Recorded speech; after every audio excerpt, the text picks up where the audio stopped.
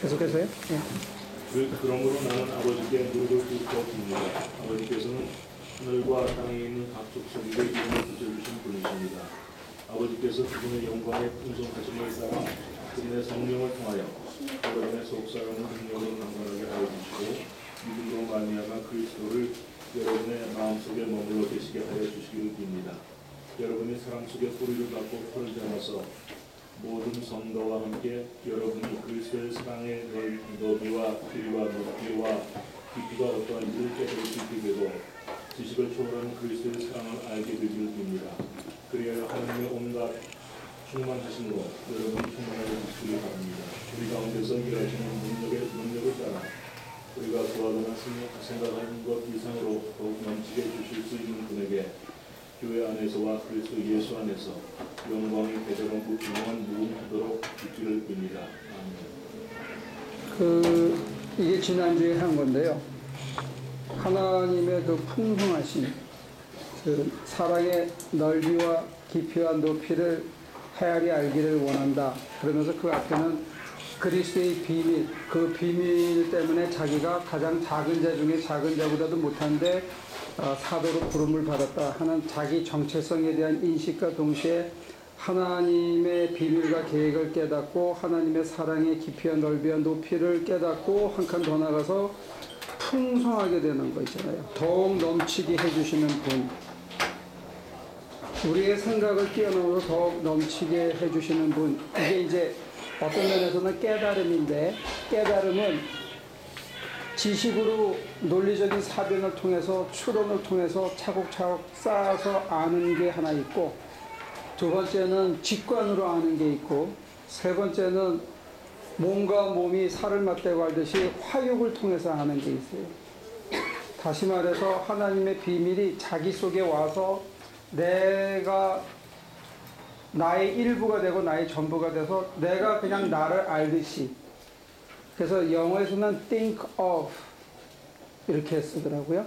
think about이 아니고, 그래서 내가 그분에 대해서 알 때 그냥 내가 나를 알듯이 내가 하나님을 안다 하는 단계가 있다는 거예요.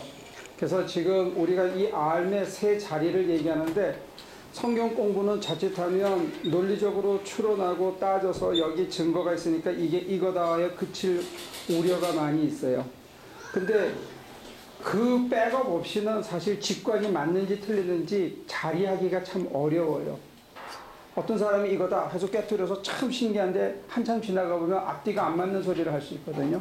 어떤 부분에서는 정말 통찰력 있게 얘기하는데 이게 너무 오버해가지고 전혀 성경의 본문에 근거하지 않고 자기의 체험으로만 이렇게 치달아가는 수도 있어요. 이렇게 두 가지가 다 장단점이 있는데, 하나는 성경의 근거에서 논리성을 가지고 증거를 가지고 성경의 증빙이나 다른 학자들의 얘기를 통해서 깨달아가는 게 하나 있으면, 그런 공부 없이도 예를 들면 이세종 같은 분은 성경의 귀적 하나 딱 느꼈는데 그대로 그냥 살아버려서 그대로 일가견을 이룬 사람도 있어요. 그러니까 성경을 깨달아 공부하는데 다양한 방법이 있는데, 직관으로 하는 것도 두 번째 방법이고, 세 번째는 내가 그대로 살아서 그게 자기한테 그대로 워킹하는 거야. 그래서 더 따지고 자식할 것 없이 자기 삶이 돼버리고 자기 존재가 돼버리는 사람들도 있고, 이것도 성경 공부의 한 방법이라는 거예요. 근데 지금 바울이 얘기하는 거는 어쩌면 이 세 가지를 다 합쳐놓은 것 같은 얘기를 하고 있어요.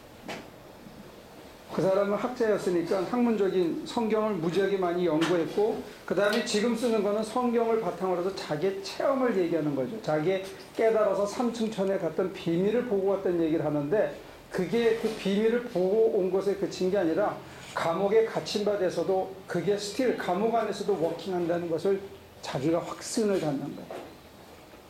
그게 감옥 바깥에서만 워킹하는 게 아니고 감옥 안에서도 워킹하더라는 거예요. 그러니까 도대체 이 자유, 이 자족감, 이 풍족함이, 이 풍성함이 도대체 어디서 왔나 신비할 정도인데, 자기는 이게 매일, 그래서 영어로는 self-surpassable이라는데 surpass, 썰을 패스하는 거예요. 능가하는 거예요. 자기가 자기를 계속 능가하는 거예요. 기쁨이 계속 기쁨을 능가하는 거예요. 은혜 생활을 하다 보면 어느 날 지루해져요. 진전이 없어서 답답할 때도 있어요. 근데 바울이 경험한 자리는 뭐냐면 이게 self-sufficient 그래요. 어제와 오늘이 또 다른 거예요. 오늘하고 내일이 또 다른 거예요. 이게 여기는 우리가 그냥 머릿속으로 헤아리기가 참 어려운 그런 자리입니다. 그래서 그런 맥락에서 보면 이렇게 성경을 살아내서 말씀이 자기 속에서 화육해서 얻은 지식이 아니면 이 일을 우리가 충분히 이해했다라고 보기에는 어렵다는 거예요. 지금 우리가 공부를 하면서도 이 두 가지, 세 가지가 섞여 있는데 처음에 지난 몇 년 동안 그 다음에 이제 여러분들에게 했던 거는 산 그림을 그려서 도대체 성경이 객관적으로 무슨 얘기를 하느냐에 초점을 맞췄다면 이제는 여러분들이 직관을 좀 가질 수 있도록 그 두 가지를 병합하는데 궁극적으로 이 의미를 아시려고 그러면 이게 여러분들의 삶이 돼야 돼요. 그럼 뭐 이렇게 골싸매고 연구하지 않아더라도 자연히 알게 돼요. 집에 갈 때 GPS 봐요? 집에 갈 때 매일 야 대단하다 적어놔요. 어느 게 빨리 가나 아니면 오늘은 이 길로 한번 연구해볼까. 그런 물론 그 굉장히 좋은 태도. 어?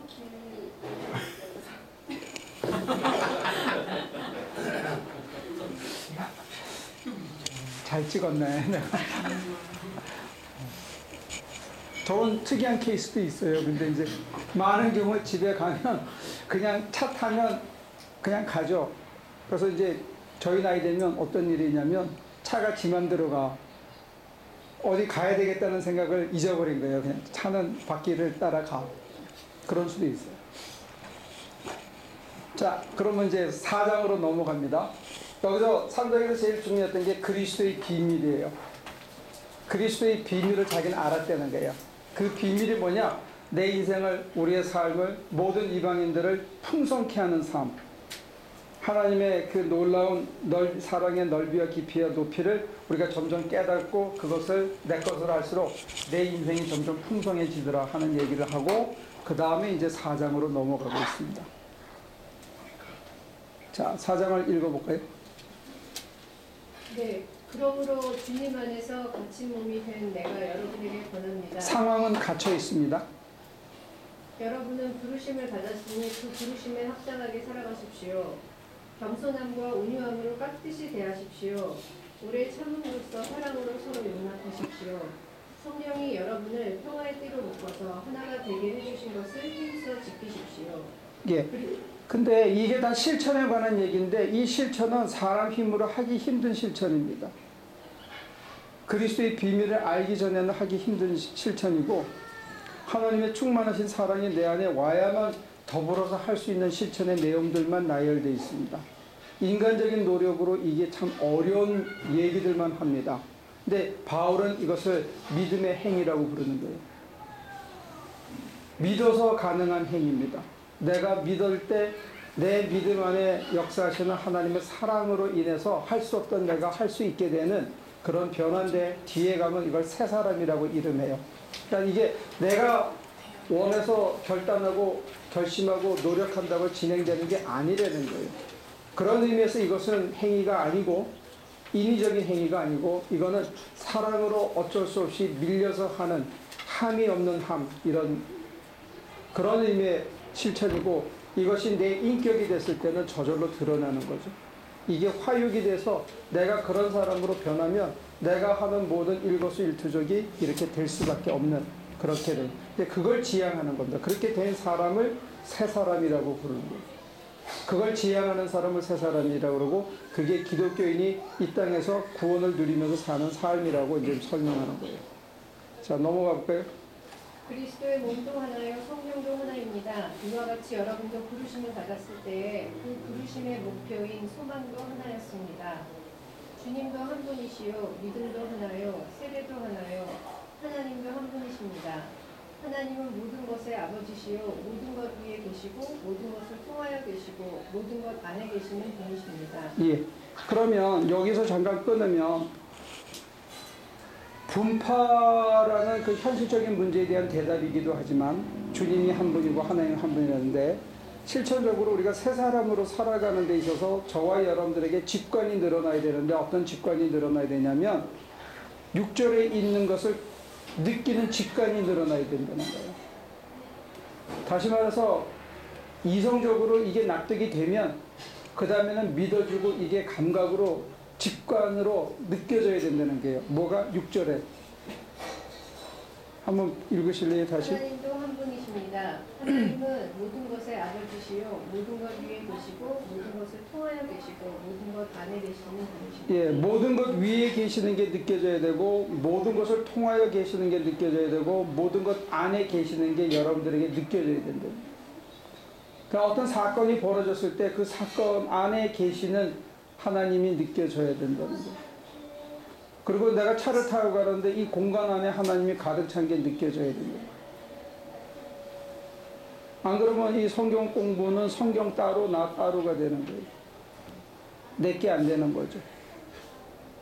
그래서 뭐 학자들은 이름 붙여서 이걸 만유의 판토크리스토스 개념이다 뭐 이렇게 이름을 멋있게 붙이는데 이름 붙이는 게 문제가 아니라 성경에 나와 있고 그런 것을 우리가 알게 됐다면 여러분들의 직관으로 이게 되어져야 되는 거예요. 쉬운 얘기로 이거 처음 받았을 때 굉장히 복잡한 컴퓨터거든요 이게. 근데 이게 녹음기도 되고 별게 다 돼요.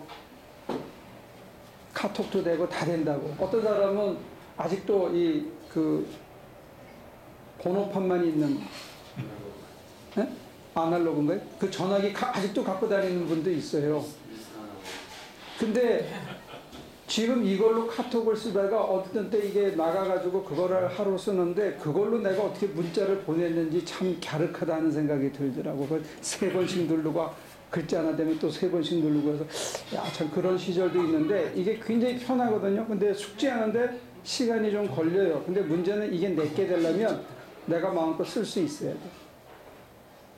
GPS도 이제 이걸로 다 되잖아요. GPS도 되고 녹음기도 되고 뭐 문자 메시지도 보고 심지어는 유튜브도 보고 할 거 또 우리 애 보니까 뭐 일하다가 딱 맥히면 이것도 또 깨우면 전문가들 지식 아이 해가지고 어떻게 설치하는지도 다 나와. 근데 우리는 이거 아직 그렇게까지 활용을 못하지만 이걸 활용할 수 있어야 자기 거잖아요. 마찬가지로 성경에 이게 있는데 우리가 이걸 활용을 못하면 이건 여러분들 게 아니거든요. 근데 그 중에 하나가 뭐냐면 하나님이 만유에 계시다는 거예요. 여러분 느껴집니까?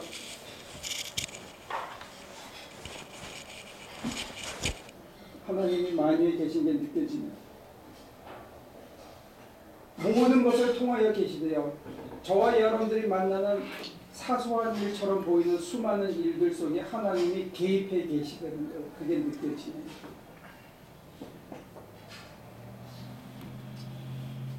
그게 안 느껴지면 만약에 한번 상상을 해봐요. 느껴지면 어떤 장점이 있겠느냐.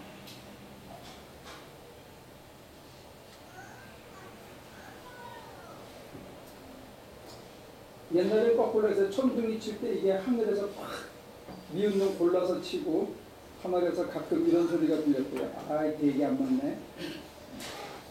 겨냥했는데 빗나가고 옆에 놈이 죽고 해가지고 뭐 그런. 근데 이제 과학이 발달하면서 그거는 미신이었다 이렇게 규명하기 시작하는 거예요. 근데 벼락 칠 때는 그렇게 되면 별로 겁이 안 나. 조금 조심만 하지. 우산만 꼿꼿하게 안 들고 좀 조심하는 것 뿐이지.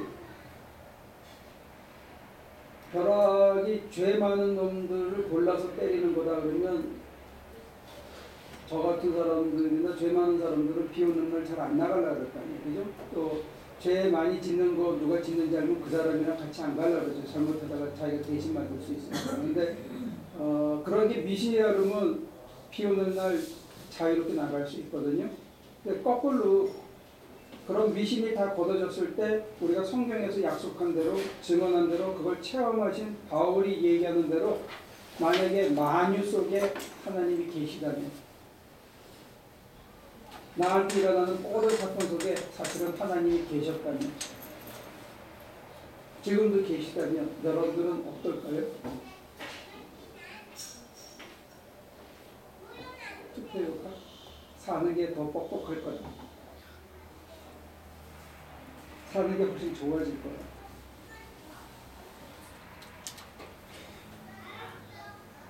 미스터 변은 어디다가 손드는데? 두 번째요. 사는 게 좀 좋아질 것 같다? 네. 그래?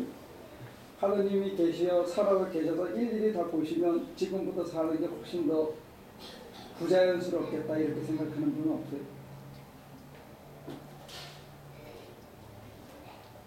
사실 이 재미있는 거는 양심의 끄트머리에 서 있는 그런 일들이 훨씬 재밌거든요.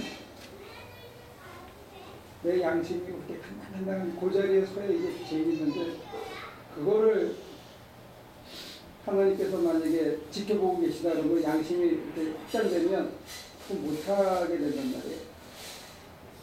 그러면 사는 게 더 재미없다 이렇게 느끼지 않을까요, 여러분?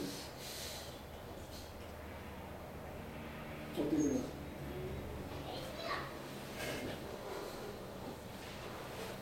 치사하게 열쇠 구멍으로 하나님이 이렇게 감시는 안 하겠지만 내가 하는 모든 일 속에 하나님이 함께 가시고 다 보고 계시고 나한테 일어나는 모든 일 속에 하나님이 배후에서 같이 역사하시는 그런 일들이요. 이렇게 생각이 만약에 들고 그게 느껴진다면 여러분들 사는 게 어떨까요?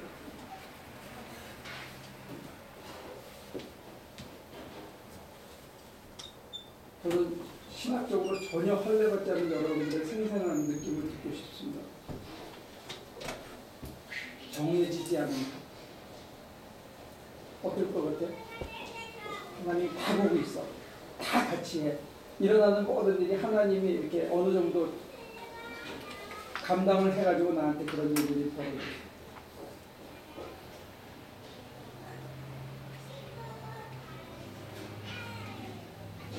예를 들어서 필리피 엄마가 길치가 되도록 하나님이 조금 역사해가지고 길치가 되게 했어. 그럼 그 이유가 있을 거다 이렇게 받아들이면 어떤 느낌이 있을 거예요? 그렇게 받아들이면 마음이 편안할 것 같긴 한데 그런 뭔가 이유가 있어서 나한테 그렇게 하셨다는 믿음이 생기기가 쉽지 않아요. 왜 편해질 것 같아요? 뭔가 분명한 목적이 있으니까.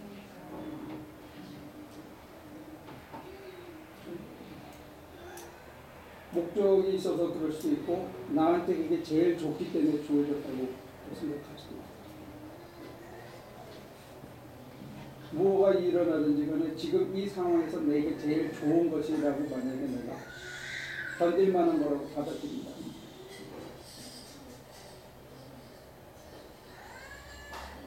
다른 분들은 어떻게 해요? 근데 그게 왜 받아들이기는 어려울 것 같아요? 그런 믿음 자체가 성경이 남아있는데 얘가 잘 안 믿어지래. 만약에 계신데 느껴지는 만약에 나온다 하는 이 얘기는 사기 같진 않아요. 이 거짓말을 여기다가 이렇게 써놓고 몇천 년 동안 사람들이 거짓말을 울겨 먹지는 않았을 거 아니에요. 거짓말이라는 얘기는 아닌데 와닿지는 않는 것 같아요. 그럼 왜 써놨을까? 법전은 왜 써놓죠? 법전이요? 그게 기준이 되는 거예요. 이게 모든 사람들에게 그래도 최소한의 기본권을 보장해 줄 수 있는 어떤 기준이라고 생각해서 적어줍니다. 근데 이거를 감옥에 갇힌 사람이 지금 갇혀있는 상황이에요. 바울이 자기가 갇혀있으면서 이 얘기를 듣면 자기 상황을 이렇게 요술방망이처럼 풀어주기를 하나님한테 기대하는 건 아닌 거죠.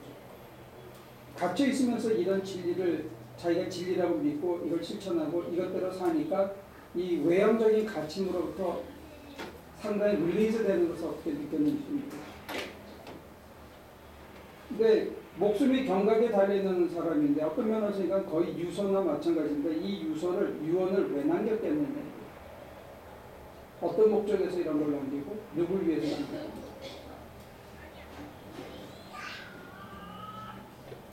이거는 감옥에 갇히지 않은 사람들한테 보낸 편지예요. 아직 감옥에 갇히지 않은 사람.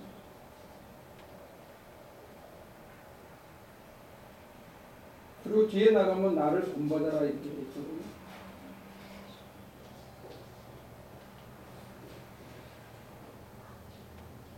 왜 그랬어요?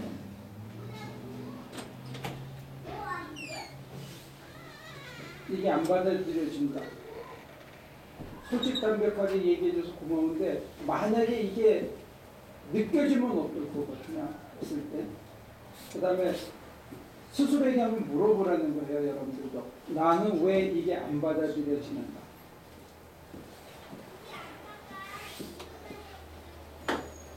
우리가 하나님 그러면 온 우주의 편만에 있다고 얘기하거든요. 하나님의 무소부재, 무소부재의 하나님 그런 얘기를 해요. 근데 무소부재의 하나님을 얘기하면서 내게 일어나는 모든 사건이나 내게 다가오는 사람들 속의 관계 속에 하나님이 다 만물을 통하여서도 있다 지금 얘기하거든요. 그냥 널려 있는 것뿐만이 아니고 저희 코트 좀 경험스러운 표현이지만 하나님이 온 우주에 널려 있는 것뿐만이 아니라 그 일어나는 만사를 통해서 만물을 통해서 하나님이 친히 만물을 통하여 계시다 이렇게 얘기합니다. 내게 일어나는 내가 느끼기에 불행한 사건, 내가 느끼기에 고통스러운 사건이라 하더라도 그 사건을 통하여 하나님이 거기 계시다는 거예요.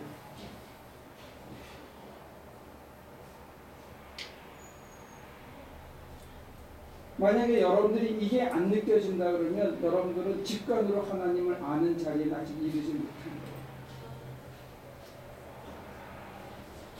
그 다음에 이게 이해가 확실히 돼서 받아들여지지 않으면 아직 이해의 자리에서도 하나님이 만물을 통하여 계시고 만물 안에 계시다 하는 게 안 받아들여집니다.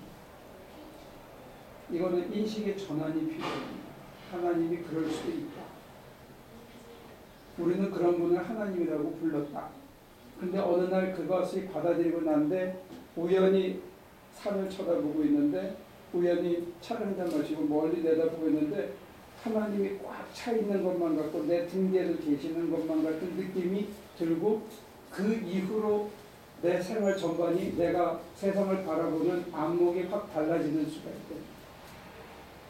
그때부터 이게 직관이 되는 거고 생활마저 바뀌면 내 삶이 바뀌고 내 가치관이 바뀌고 내가 사람을 대하는 태도가 바뀌면서 이게 자기께 돼요. 자기 지식이 되고 자기 일부가 되는 거예요. 거기에 이르러야 이 귀절이 내게 되는 거예요. 근데 이제 보통 신앙을 증거하는 사람들은 고난 속에서 이게 어둠 속에서 빛이 더 잘 보이듯이 이 하나님의 현존은 고난 속에서 더 잘 보인다라고 사람들이 흔히 얘기하는데 꼭 그렇지만도 않다고 그래요. 우연히 그냥 sit back, relax 했을 때.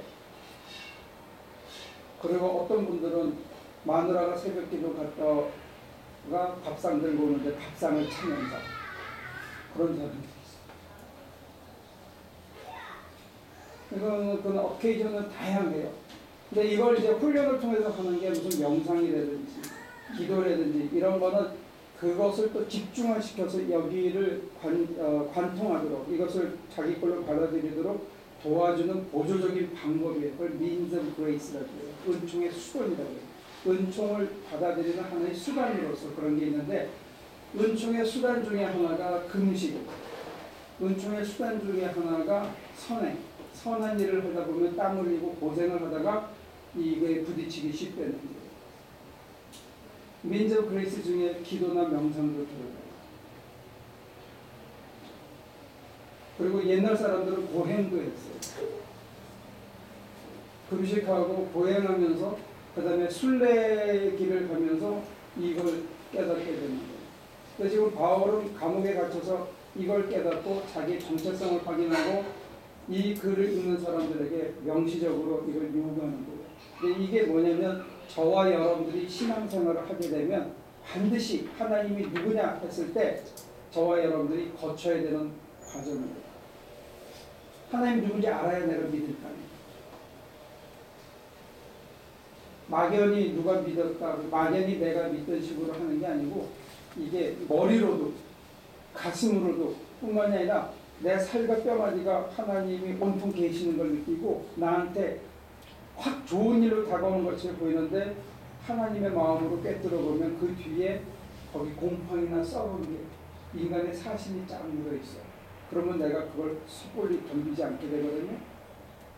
그 다음에 어려운 일이 닥쳐오는데 그 뒤 끝을 보니까 아, 이걸 내가 잘 열받지 않고 감사함으로 받으면 그 뒤에 나한테 깊은 깨우침이 있겠구나 하고 만약에 어렴풋하게라도 느끼면 그것을 정면으로 받아들이고 타협하지 않게 되고 그냥 그 달콤한 유혹을 물리칠 수 있게 된다. 그래서 그 파도를 지나가면 사람의 생각이나 그 다음에 내 행동의 가치, 양식이 바뀌게 되는 거예요. 이 좋은 것을 할 수 있는 첫 번째 단계가 뭐냐 했을 때 하나님이 만유에 계시다는 깨달은 거예요. 하나님이 누군지 알아요.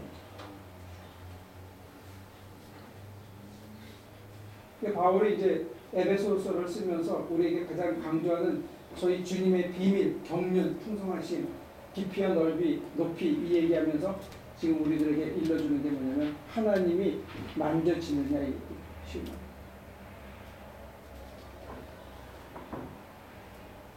지금